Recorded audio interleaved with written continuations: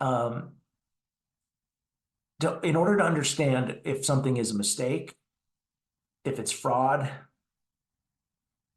right? Did the platform make an error, right? Does Google owe you money? Does the Trade Desk owe you money, right? Was there an actual mistake in how something was run in the technology you're using, right? You need to be able to see how are the campaigns configured, how are the insertion orders configured, the line items, what targeting was in place, what impressions were actually served. You need to have the layer, as Augustine Fu points out, right? The verification, third-party verification tools, they're kind of woefully skilled at like for impressions that they actually can measure, they're pretty good, but there's a heck of a lot of impression data that they're not even able to do the appropriate level of forensics on. So you have to be able to see that log level data. You have to be able to, if you want to apply a solution like Food Analytics, so tagging to your media, to do your own kind of level of fraudulent analysis, you should have the right to do that. Build that into your contracts. Get ready to deep dive into the world of digital transformation, where we explore the latest trends, innovations, and challenges shaking up industries. Join us as we decode the secrets behind successful digital strategies and hear from experts who are at the forefront of disrupting the status quo. In each episode, we'll unravel the mysteries of the digital realm and uncover the hidden opportunities that lie within. From artificial intelligence to blockchain, from automation to cybersecurity, we'll leave no digital stone unturned. But hold on tight, because this podcast isn't your average tech talk. We're injecting a hefty dose of wit and humor into every episode, making learning about digital transformation an absolute blast. So if you're ready to embrace the digital revolution with a smile on your face, tune in to the Digital Disruption Podcast and get ready to be entertained, informed, and inspired. Don't miss out on the fun. Subscribe now and join us on this wild digital journey.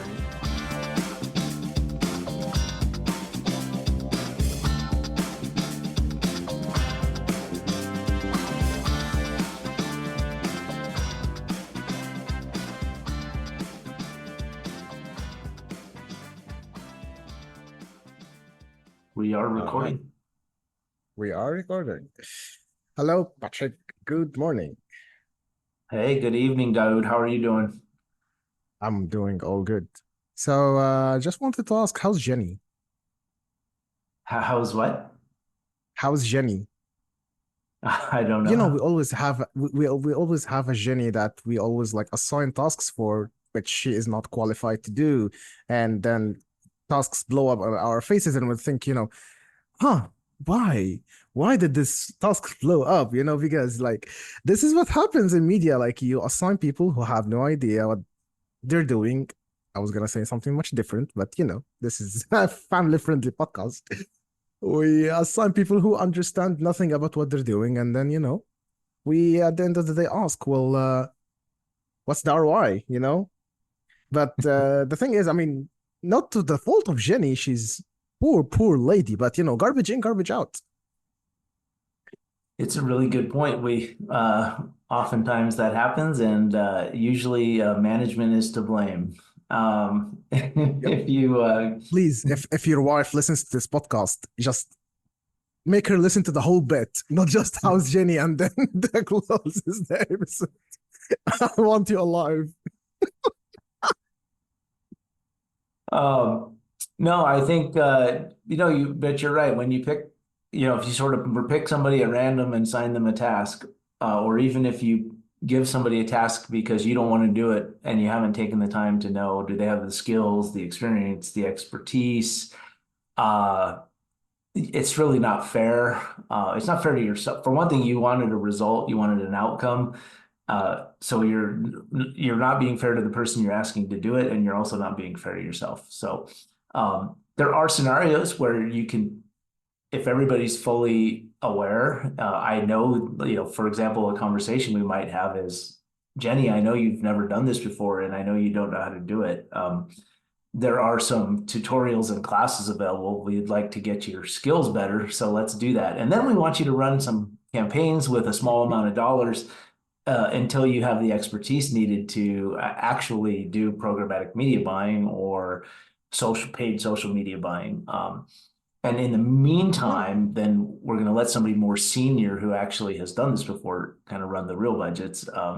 So there are some ways to do that responsibly to kind of get people's skills where they need to be. But just throwing people into the deep end and expecting good results is not one of them.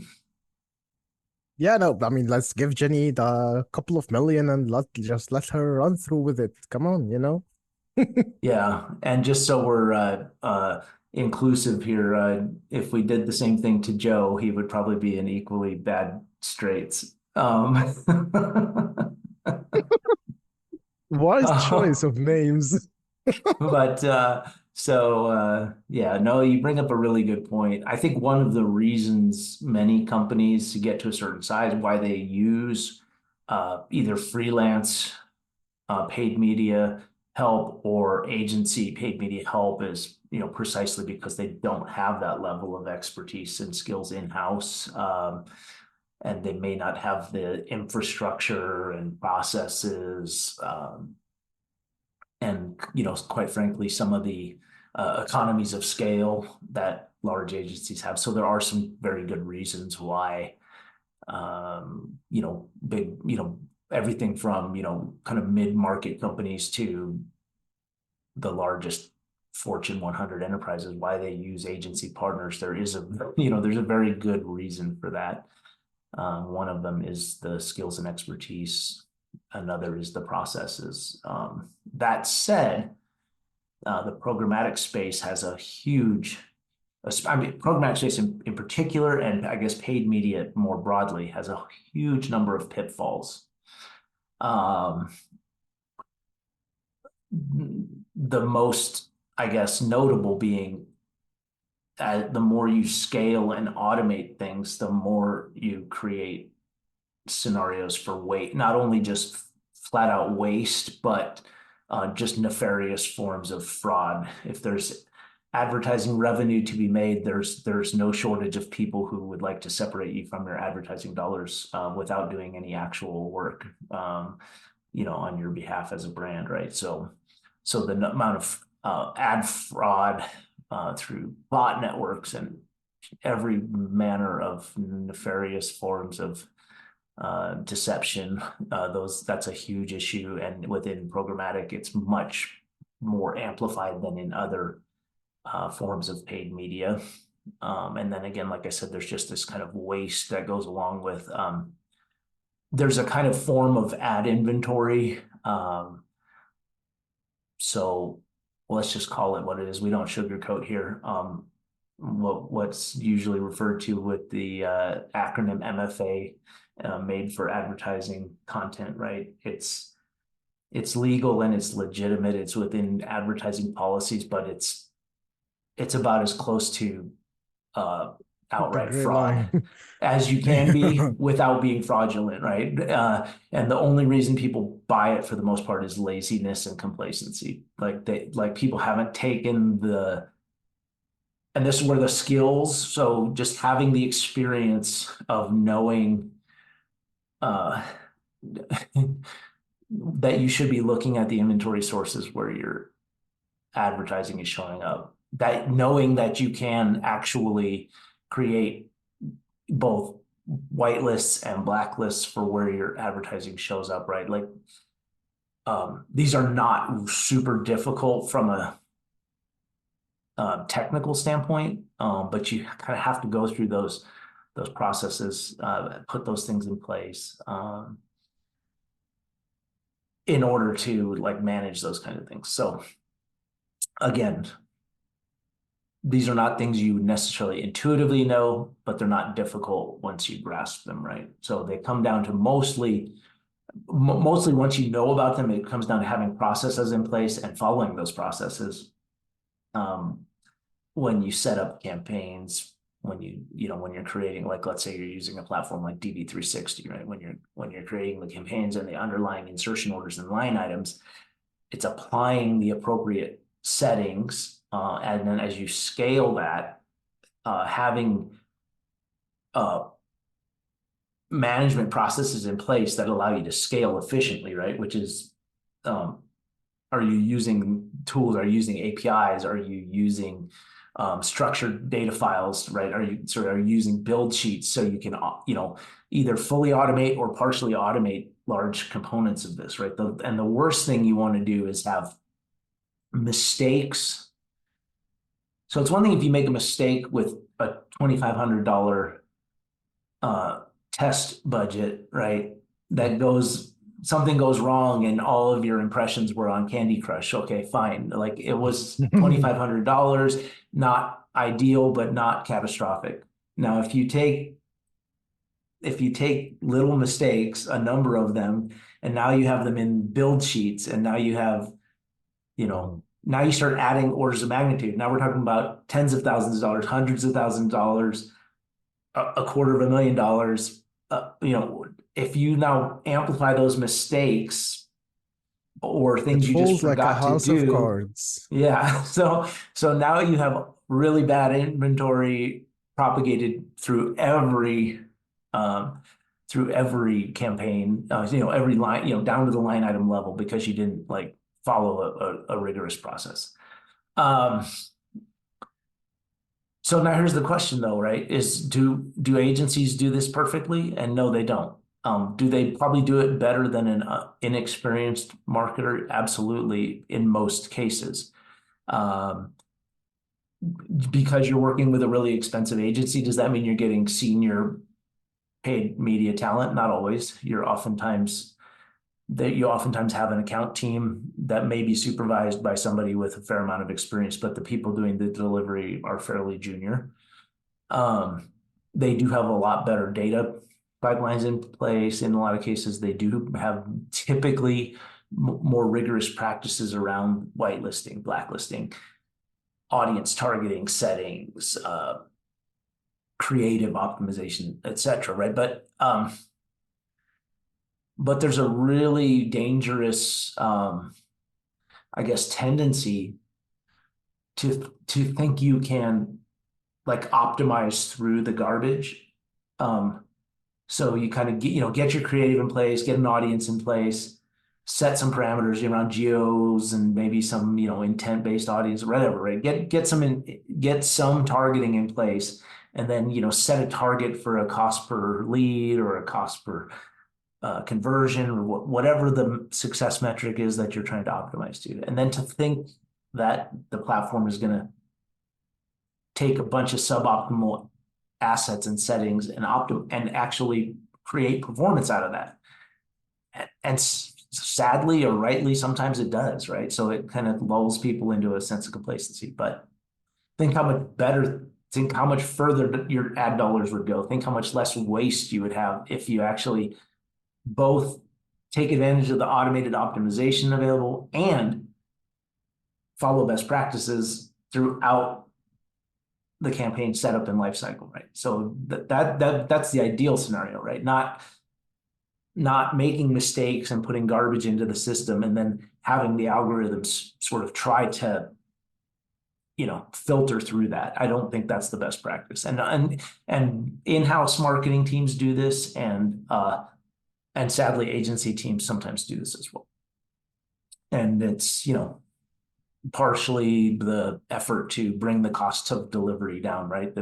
If it takes an agency less time and effort to service your account, then that's money in their pocket, right? And similarly, if your internal teams are really taxed with delivering a lot of different campaigns through different channels, Jenny and Joe, you've really spread them thin.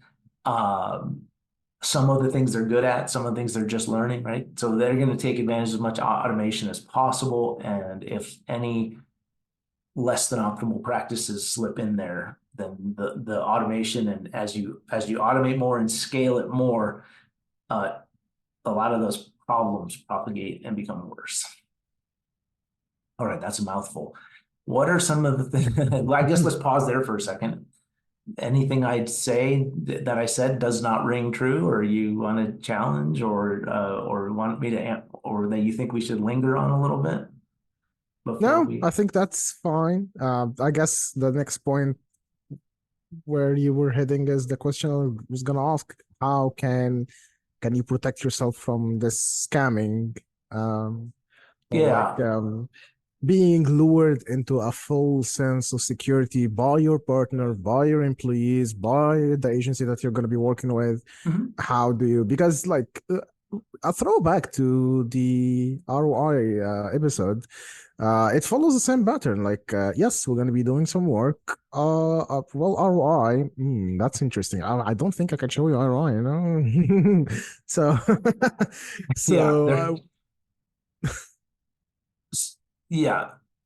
ROI is an interesting one. Obviously, measurement is really critical to having um, reasonable reporting and analysis around. I mean, let's start with just simple like ROAS, return on ad spend, right? You need to have a certain kind of amount of measurement in place for your paid media and other channels as well, if you want to have some idea what the return on ad spend is.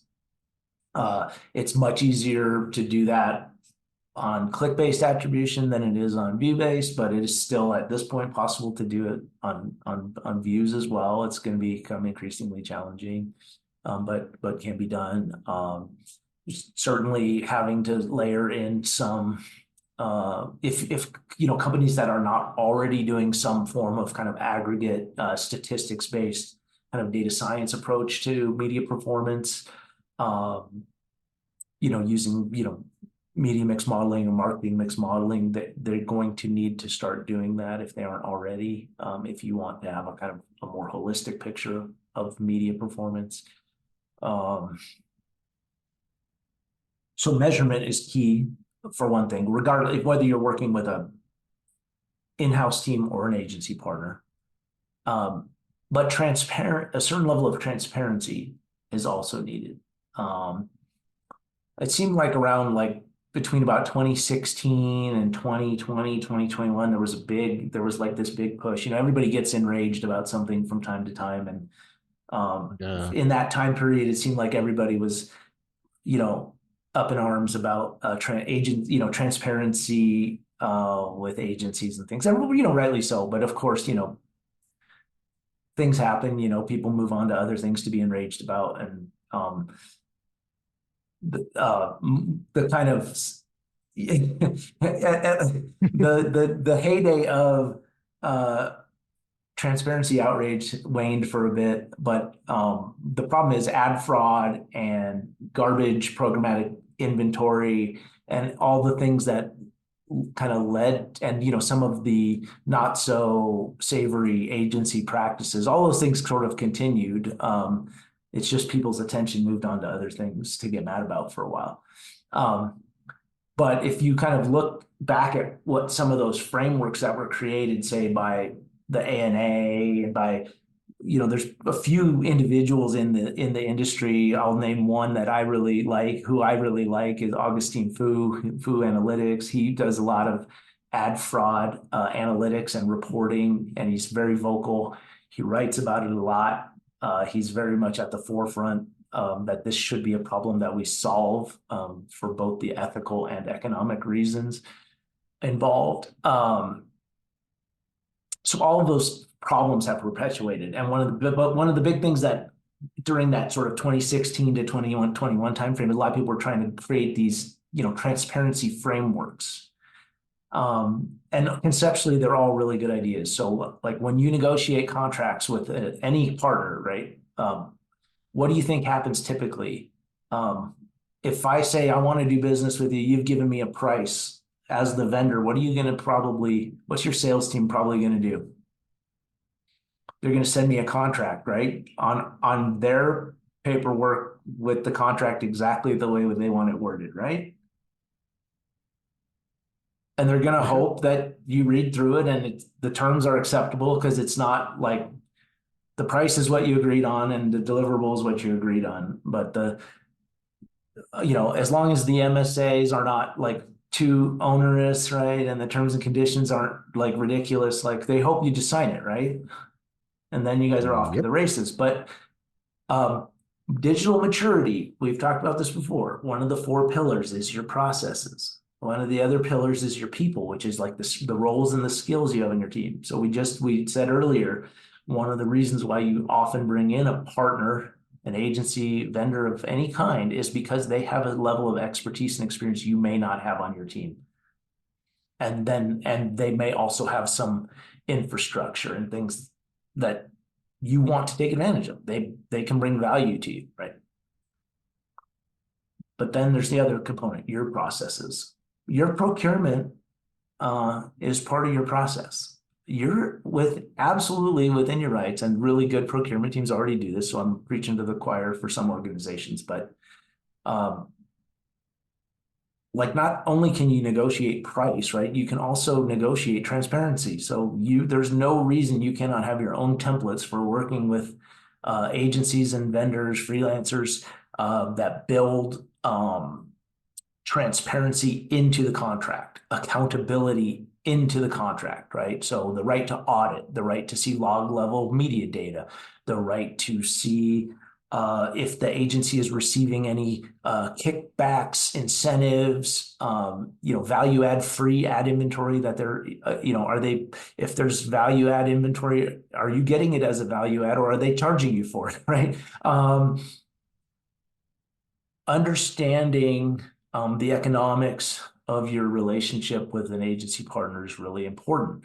And the more interested that the agency is in your success as a client of theirs, then the less likely they are to get up in arms about asking for transparency. Now, I'm a big fan of like a kind of collaborative partner model in working with clients. So I'm not suggesting that you should go out and hire agencies, hire partners with this sort of like police state, like gotcha mentality. This is building these things into your processes it's really about accountability and transparency that you want. One, you want to know when you create a campaign brief, you sign off on that campaign brief, you're buying what you said you were going to buy. Your agency is buying what they said they were going to buy. If mistakes were made, it's just like, okay, we said this was a US campaign, but 25% of our impressions were in Canada, and 13% were in Tuvalu, and 12% were in the Republic of Kiribati. Why, right? Like we just like it's not like I want to go fire my agency because they made a mistake. Everybody makes mistakes from time to time. It's more about accountability and that transparency, right? So the big thing is, like we like to say, you can't improve what you can't measure. Our colleague Sunil likes to say that often, and he gets quoted on it.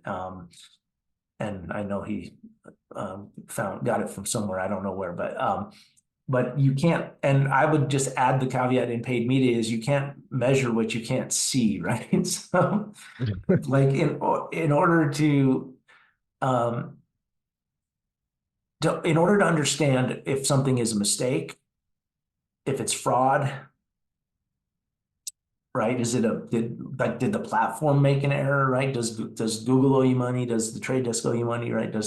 Was there an actual mistake in how something was run in the technology you're using, right? You need to be able to see how are the campaigns configured, how are the insertion orders configured, the line items, what targeting was in place, what impressions were actually served. You need to have the layer, as Augustine Fu points out, right? The verification, third-party verification tools, they're kind of woefully skilled at like for impressions that they actually can measure, they're pretty good, but there's a heck of a lot of impression data that they're not even able to do the appropriate level of forensics on. So you have to be able to see that log level data. You have to be able to, if you want to apply a solution like Fu Analytics, so tagging to your media, to do your own kind of level of fraudulent analysis, you should have the right to do that. Build that into your contracts. It's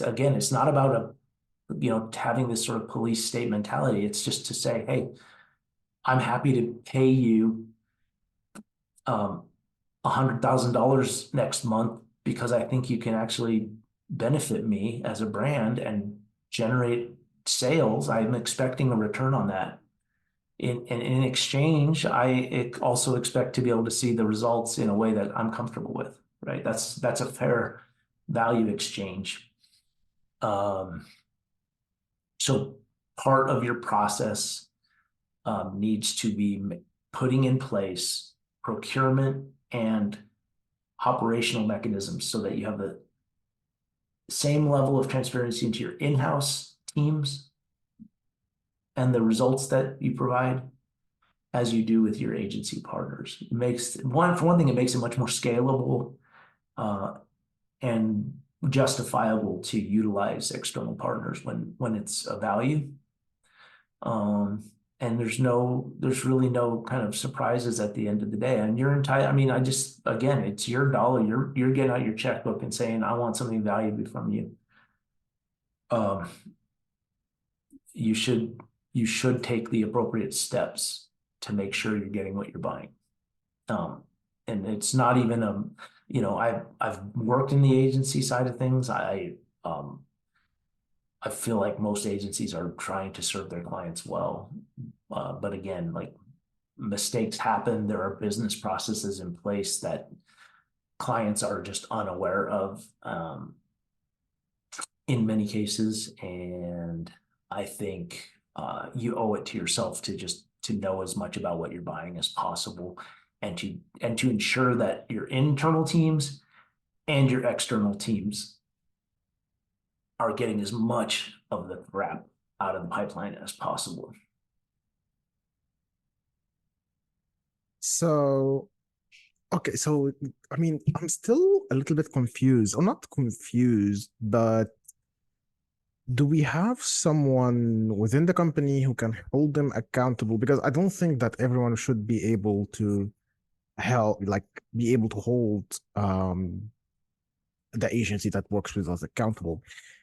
And I believe management will need someone, will need a tool, will need a way to give them the sense of security. Mm. Be it someone that works with them that reports on like what the agency is doing, or be it a tool Mhm. that can tell if there is some fraud or something like this. So how would you say like a company should approach something like this? Like, do we have someone in-house? Do we rely on the goodwill of Excuse the me. like the agency that we're gonna be like working with? Mhm. Um, do we like nurture like how do we nurture a culture like where you can be able to rely on your internal teams, or rely on something that can eventually like could tell the process is right or not, could tell if there's fraud or not, could report on ROI? Because let's say for content and SEO, for example, we work with an agency, but there is also people who are like SEO oriented within the company who can report on if the numbers Mhm. match, if there is something that is not right. But this is like my case. That's Sure. on other content, like other marketing, Yeah. like marketing area. But ads, definitely ads is tricky, to be honest. Like, what's your take on this? I mean, I mean, I guess I'll give you two, or I'll give you kind of three or four different examples or ways I would approach it. So I'll just take, because I don't think it's just media centric. So I'll just like, let's look at our own company, right? So for example, if I write a blog post, if I say, Dawood, I'll volunteer to write a blog post. And if it's a long blog post and I might take like 6 or 8 hours, I might research it, I'll write it. It's pretty well written. I have an English degree, like I can write okay, right? But I'll send you a draft. If nobody else puts their eyes on it and it just gets published, there's gonna be errors in it, right? No matter what.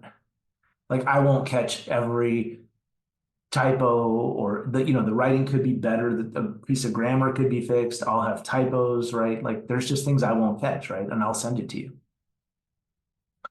If our engineering team, if they create an implementation and they publish that implementation live for Google Analytics. And if we don't have a different person do quality assurance on what was implemented than the person who implemented it, there'll be a mistake in it, right? Like almost assuredly, it might be a very minor one, but there will probably, if somebody other than the person who did the work didn't review it, there will be a mistake, right? I mean, likely. Yeah.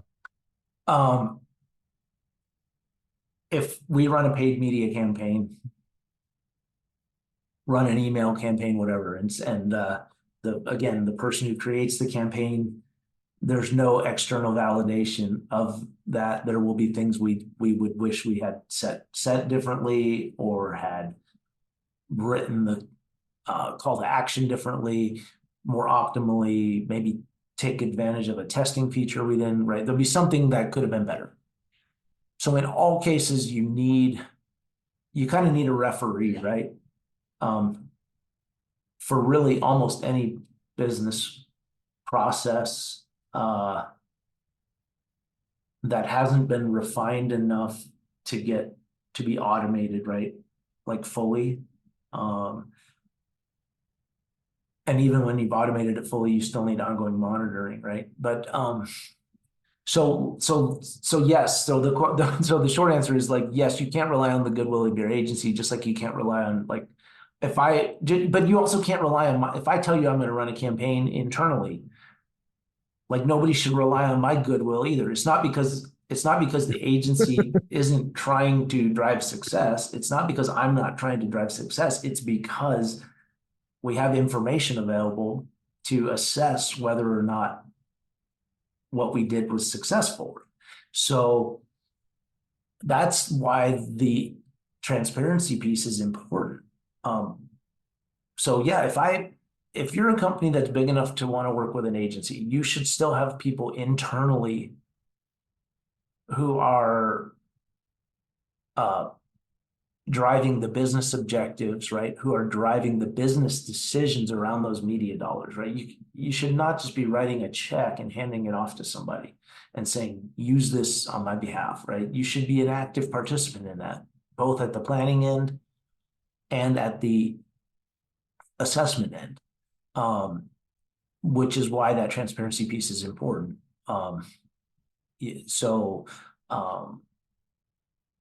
this is the reason why I'm not a big fan of the media teams who are delivering the actual media execution being the ones reporting on the media performance. Of course, at the campaign level, yes, right? The day-to-day campaign level, but you need somebody either from a data science approach or even just from a kind of one step up and media analytics approach is you need to be looking at it holistically as well. And so those individual kind of like channel performance metrics, they should get a bit diluted. I don't want to say discredited. That's not what I mean, but they just should. They shouldn't be the driving metric of marketing success, whether it's your internal teams or your agency teams. So in all cases, you need a referee. Just like football, you always need a referee. That's right. Okay, so I would say my last question would be within the whole media programmatic buying, there is always a way to, be cheeky.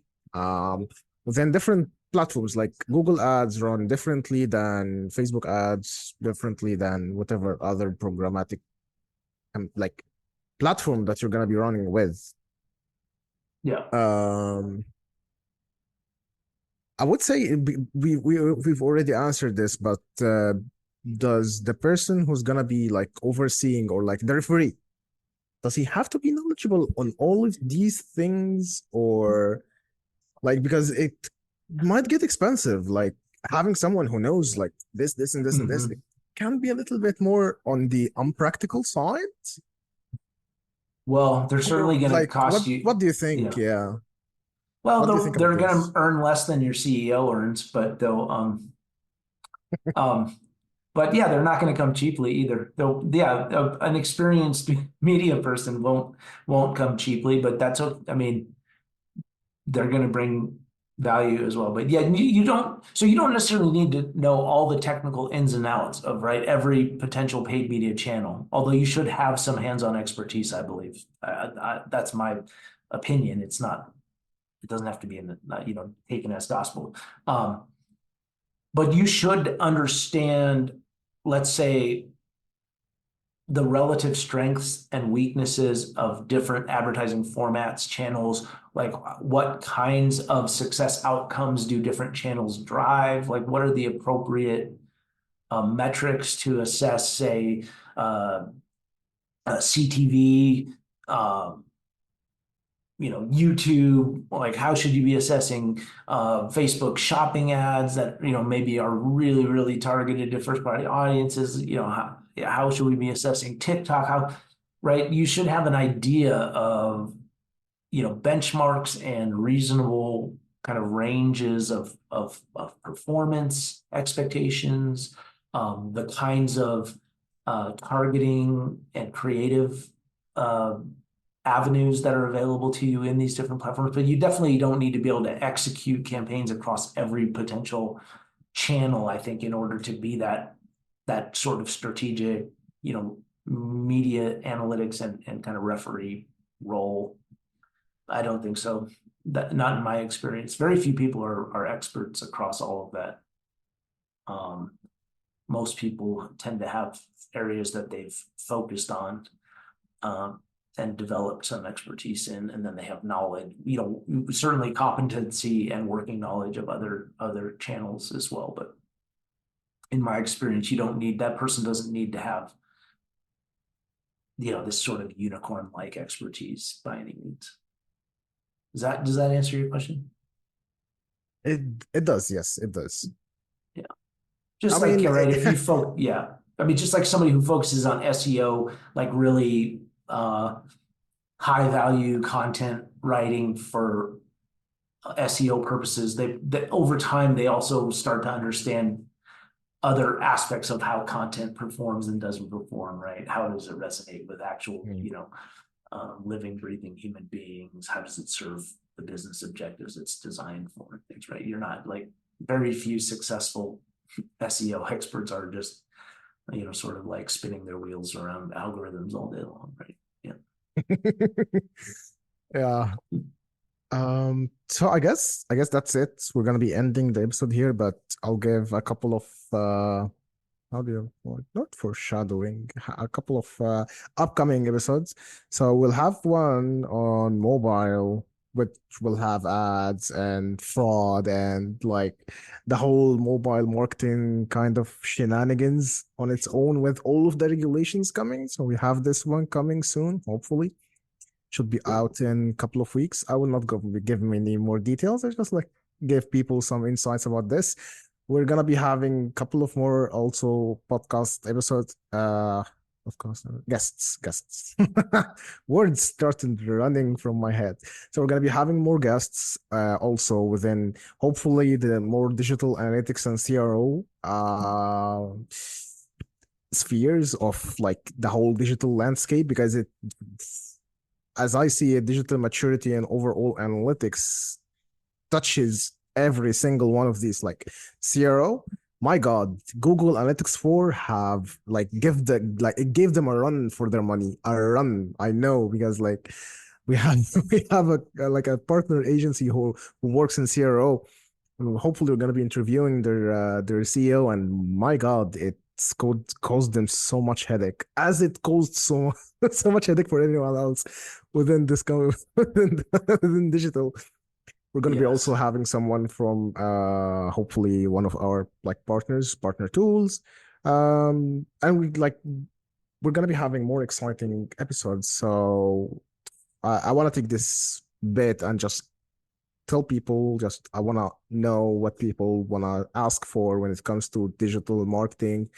mobile marketing specific, CRO, and also in specific, and anything related to data in customer engagement, because these things we have talked about, but we're going to be having also some experts on them.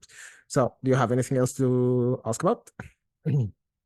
I don't think so. Yeah, I think we rambled on enough, and I think we talked about a few important issues that people should think about. Yeah, definitely. Well, I think the next episode will have some pillar stuff, though I not confirmed. Let's But talk I'll about definitely see. pillars. And Yeah. yeah, foundationals. I love that episode. That was good. That was most fun. Yeah, that was really fun. Yes. All right, I'll see you next week. Okay, sounds good. Sounds good. Bye-bye.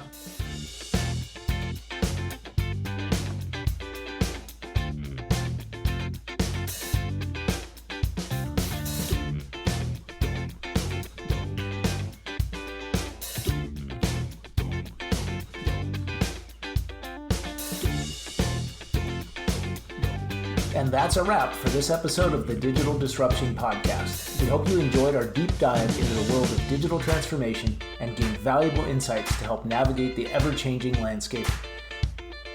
If you have any questions, comments, or suggestions for future episodes, we'd love to hear from you. You can reach us on our website, e-CENS.com, or connect with us on social media. Don't forget to subscribe to our podcast and stay tuned for more exciting discussions on the forefront of digital innovation. Remember, the future is now, and it's time to embrace the power of transformation. Thanks for listening, and